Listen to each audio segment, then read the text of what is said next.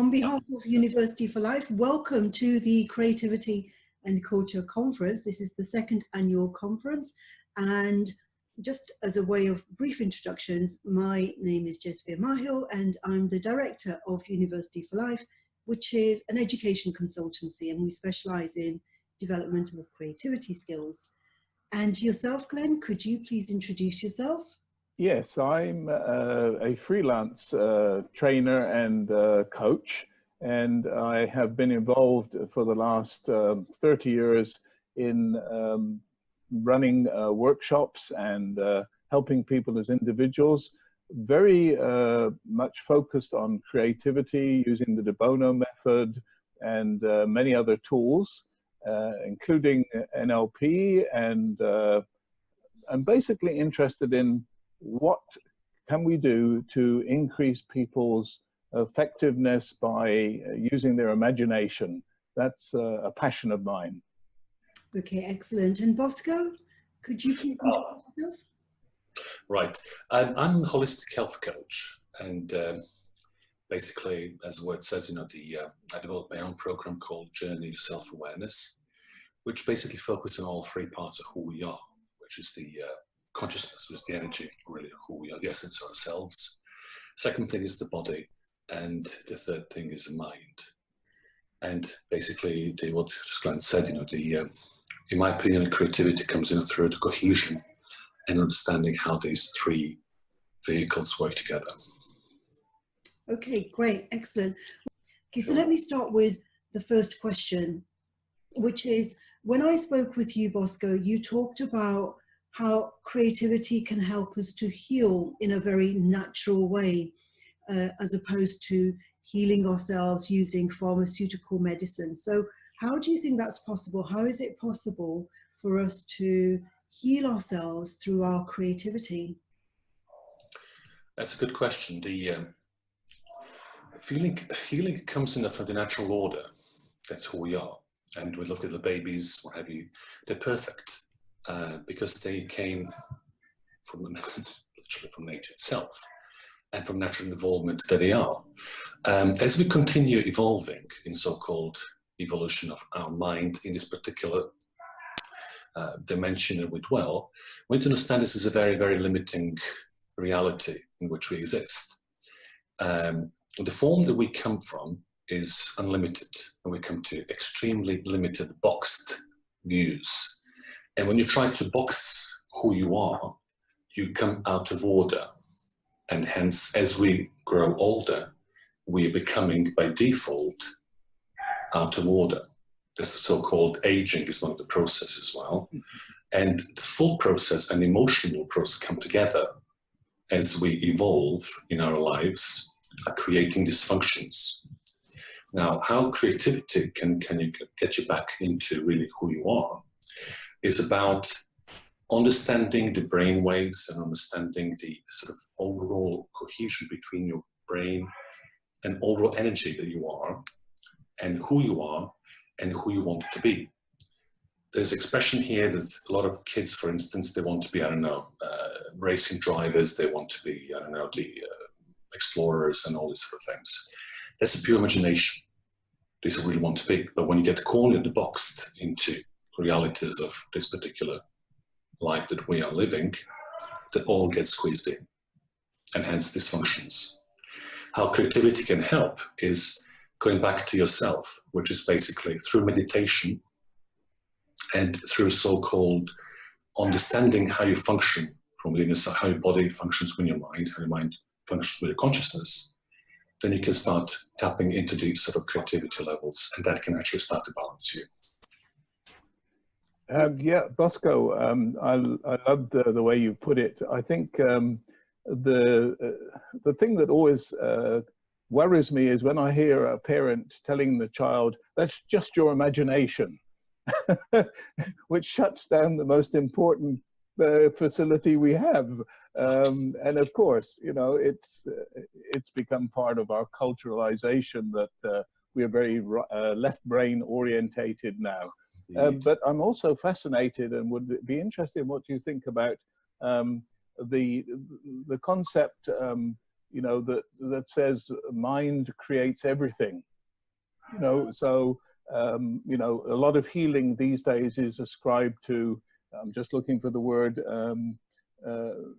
which just comes from the mind and not from any pharmaceuticals or anything like this. Right. And I think that's core creativity. My whole take on where we are in terms of a society is that we've forgotten how intimately related we are to the whole of things. And I think you're also speaking about that, because a lot of people see us as a part, you know, the top of the species and things like that. And yet, my way of working with creativity is to notice around me what the connections are between myself and the universe, you know, and that intimate connection. And, you know, so I'm also interested, I feel that, you know, with our health, for example, the universe gives us little tips, things, you know, hints. And of course, if we are so absorbed in ourselves and we're not noticing what's going on around, we ignore those tips. You know, so a lot of people who have mental breakdowns, or, you know, there were indications that it's coming. I remember somebody saying to me, they broke an arm. And a wise person said to them, that's the universe's way of telling you to slow down. Yes. Excellent. Yeah, absolutely. No, you're totally correct, because you're totally correct, because we're part of one big, it's kind of infinite, infinite, we'll call it spectrum or curvature.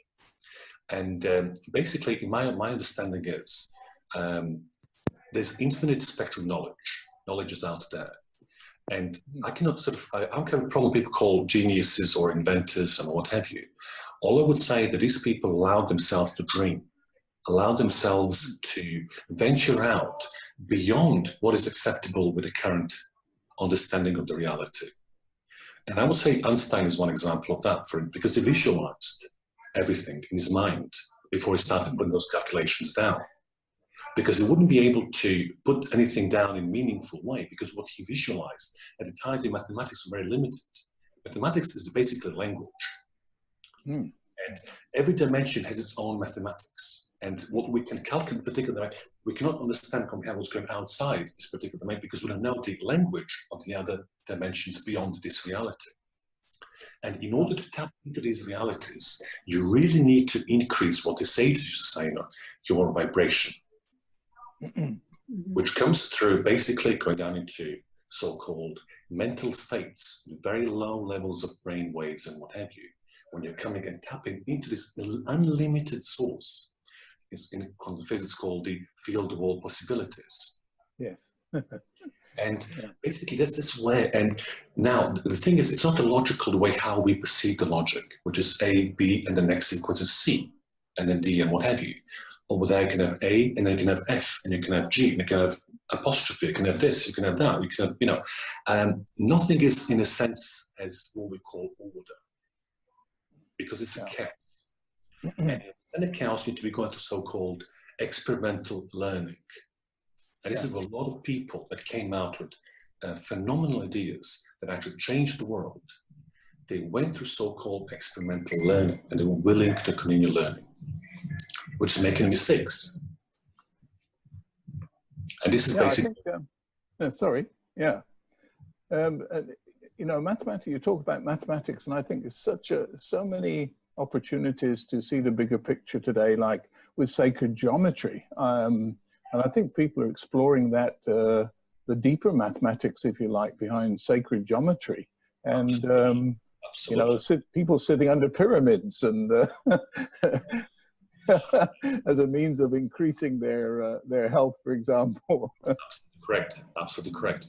And you're totally correct. The sacred geometry, the tree of life, the flower of life, and so forth.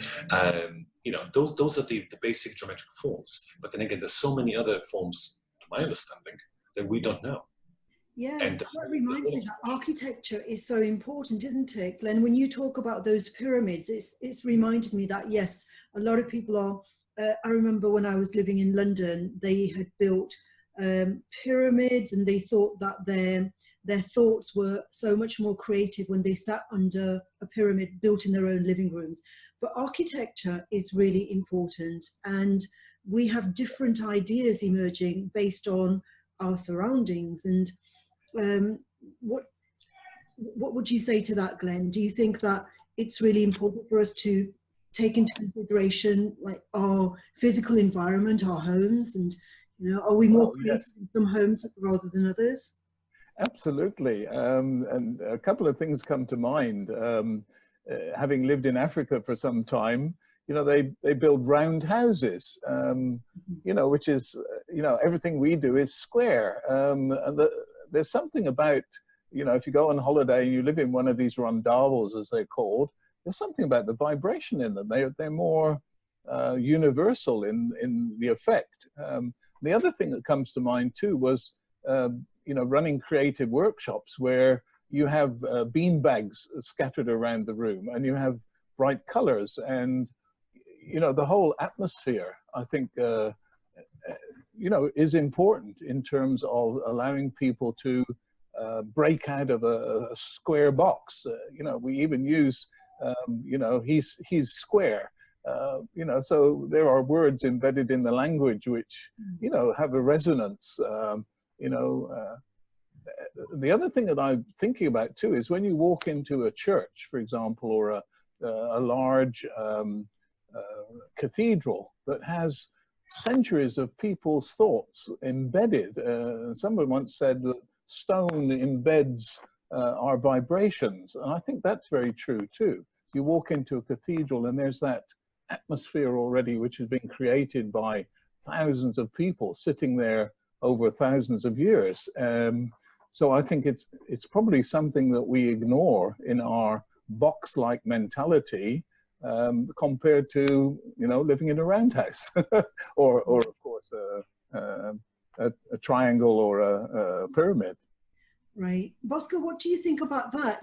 Glenn's talked about the vibrations, like when we feel this kind of extrasensory energy sometimes when we go into a cathedral or a sacred site, as it were. Do you think that it's possible to feel the vibrations of those that have gone before us? Are they still physically present there? Exactly, excellent question. You're absolutely 100% correct. And basically, if we come back to the pyramids and what Glenn just said about the round, I'm just thinking, and another thing came to me before I answer your question, is the wigwams, or the so-called Indians in North America. And if you look at, they're like sort of like round, and then they go up into these sort of like I forgot the actual sort of cone. It's like a cone sort of type of the. So if you think about the energetic way and what have you, everything is around the circles. And this is what I witnessed in the Mapuche Indians in Argentina, because what actually showed me the old antique. So basically, the first thing came to me is that this is not from this reality. This is not from this particular knowledge. This came from somewhere else. And they said it came from the sky.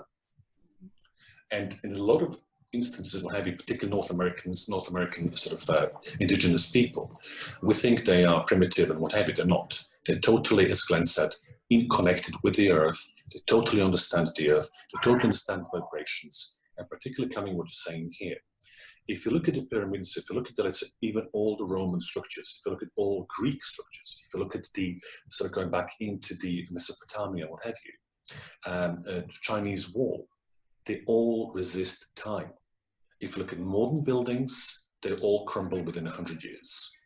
Because the geometry and also the actual sort of frequency with which the materials put together does not resonate together with the earth. And Bosco, yeah, I think you're so right. And when you mentioned the North Indians, I immediately thought about the steppes, the Russian steppes and the yurts.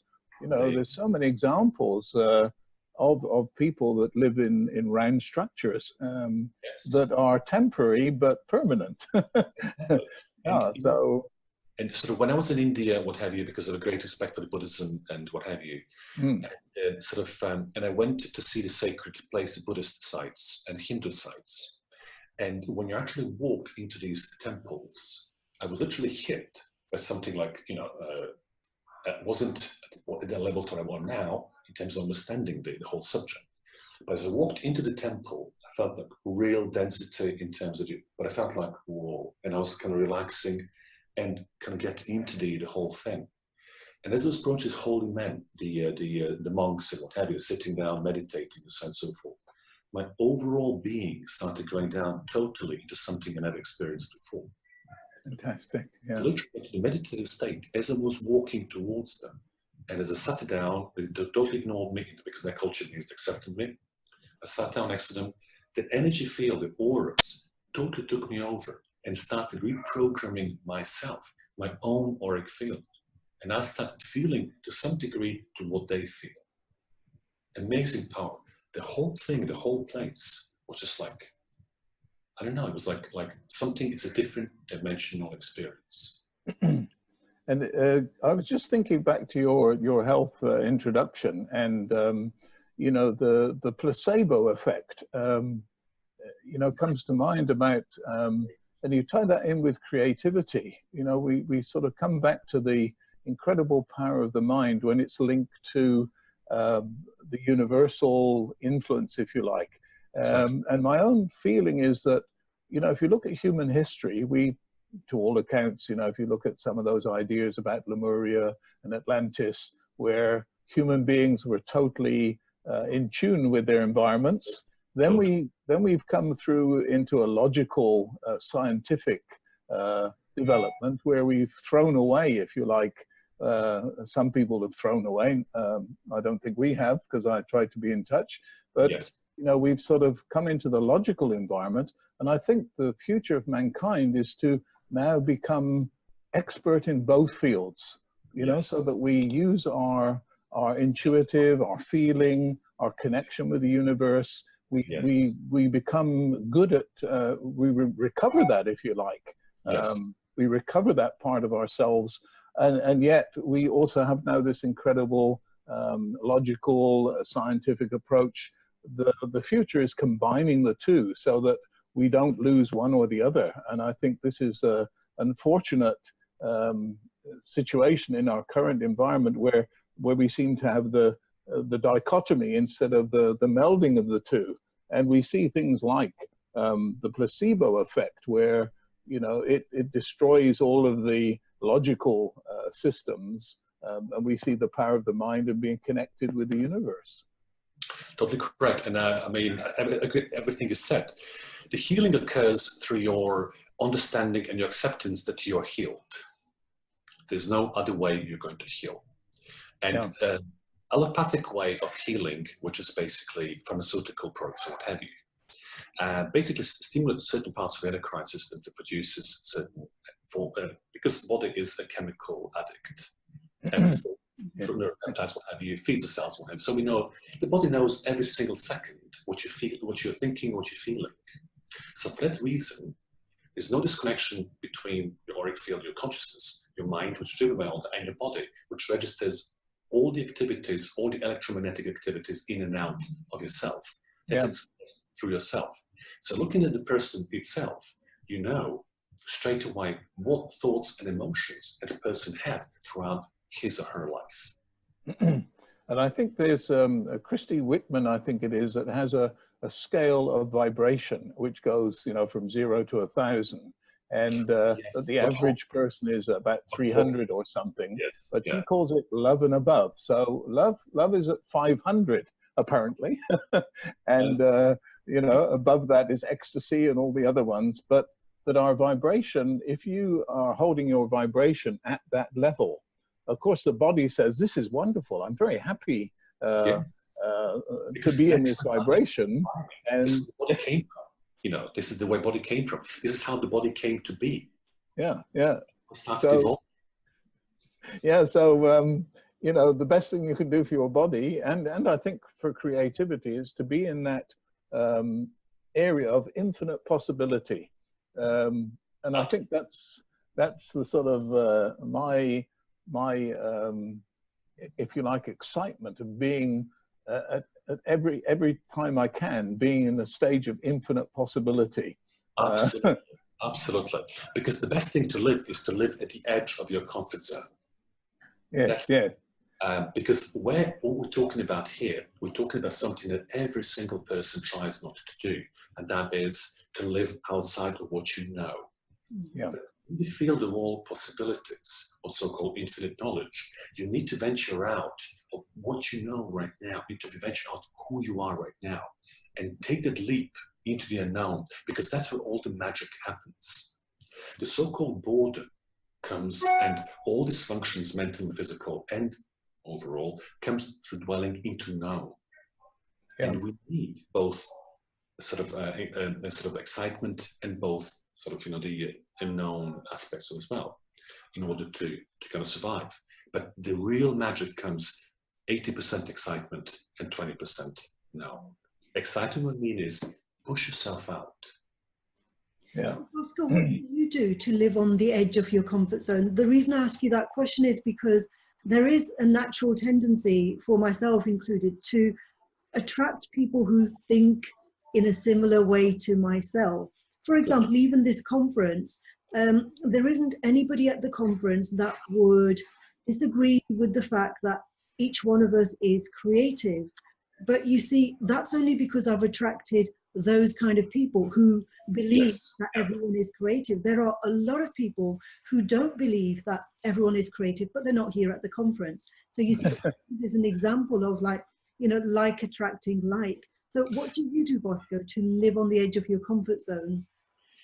It's a good question. Basically, it's individual to the person, from person to person. There's no kind of like a universal formula. What works for one person might not really work for the person.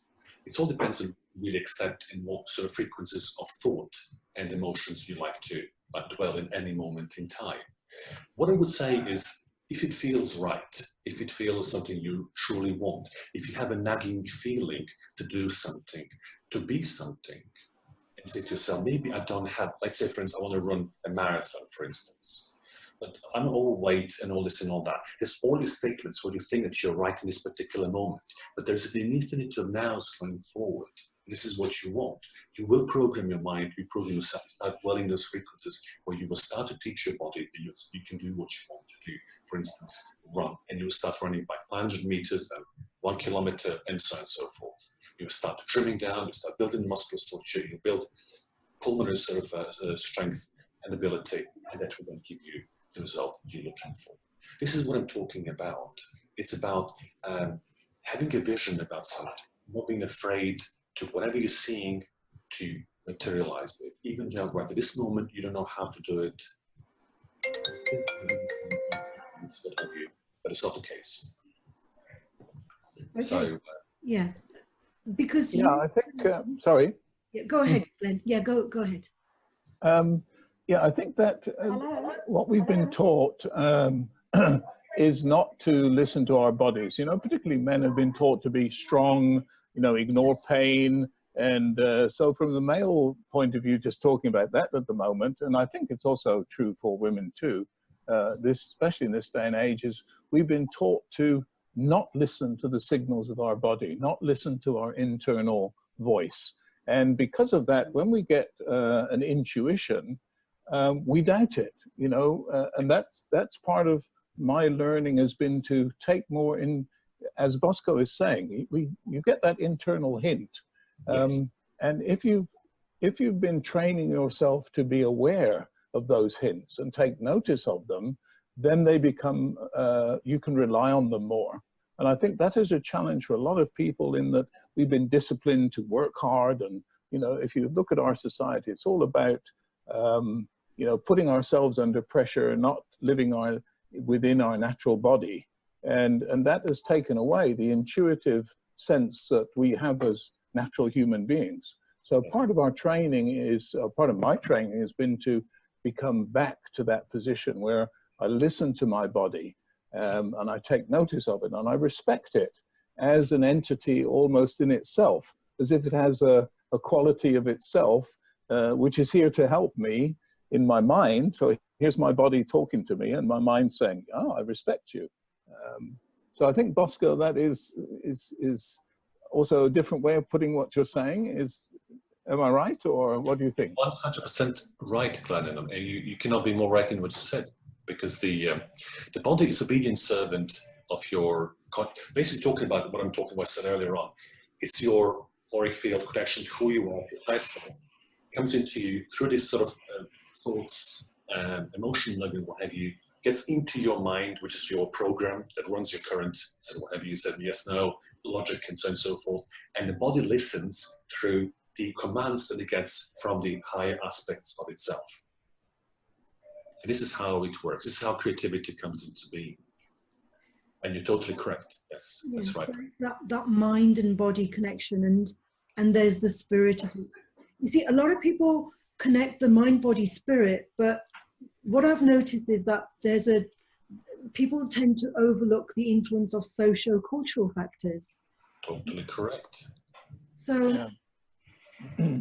I think what is quite disappointing in a way is as you say, you know, how do we expand our influence, you know, that like attracts like, and so, but I do try to engage with the other sector. I know, for example, homeopathy is something I've used and I like very much, and I've had some discussions with the scientists who rubbish homeopathy, if you like, and I think that's a real challenge for our society now, is being able to bridge that divide between the culture of the scientific culture, which has become almost like a religion, in that the science says only the physical exists, whereas, you know, most of us, I think, on the conference are saying, no, the physical exists, but there's also the other aspect. And how do we get that message across to other people?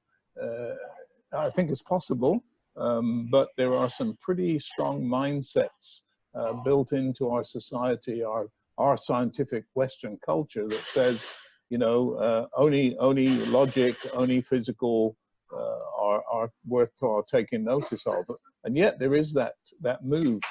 People are finding that doesn't work. Like so many people interested in complementary medicine now, because the allopathic doesn't work. So, you know, there is hope, I think. Okay, so as we round off this conversation, Bosco, final points? And I would just say, what just Glenn, to just echo what just Glenn said, you know, it's the, I think we are now walking, not running, we're walking towards the unity of so-called logical thinking, the linearity, and the chaos that we perceive as chaos, but it's an order that is unknown to us, perceived as a chaos, and that will all come one day together. But until that day, we will have to struggle in where we are now. So. Okay, well, this is just the beginning of a discussion around these issues, and we will continue to have monthly follow-up sessions after the conference every third Saturday of the month at 9 a.m., 2 p.m. and 7 p.m. Those time differences to cater for the different time zones that people are in, and I'll be sending out an email for you to be involved with that, and I look forward to continuing the discussion with you through those follow-up sessions. Definitely. It was great honor to speak with you. Okay, excellent. Thank you very much, both of you. Thank you. Bye. Thank you very much. Bye-bye.